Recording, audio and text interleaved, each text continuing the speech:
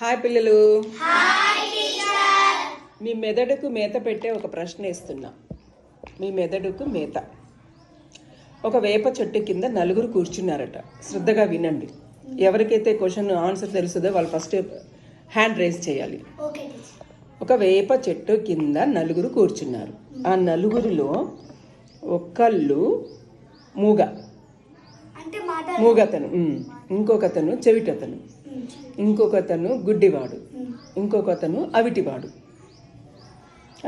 నలుగురు కూర్చున్నారు. ఎవరెవరు కూర్చున్నారు చెప్పండి? కుంటి. నలుగురు కూర్చున్నారు. ఏ చెట్టు కింద? వేప చెట్టు కింద కూర్చున్నారంట.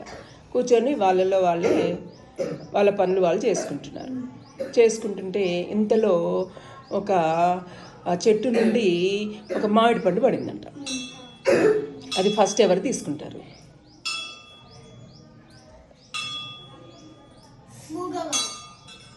పెద్దగా చెప్పాలి ఆన్సర్. ఎవరు తీసుకుంటారు? క్వశ్చన్ శ్రద్ధగా విన్నారా?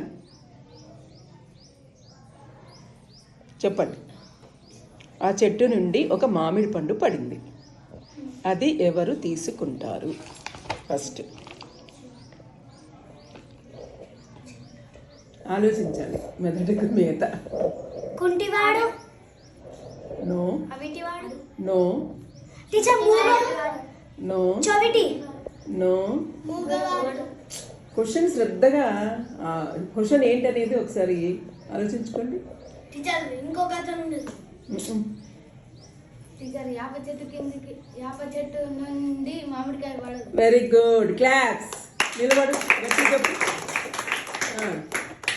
వేప చెట్టు నుండి మామిడికాయ పడదు. వేప చెట్టు నుండి మామిడి పండు పడుద్ది ఎక్కడన్నా? మరి వాడు చెప్పాడు. ఒకసారి big claps. Good, very good.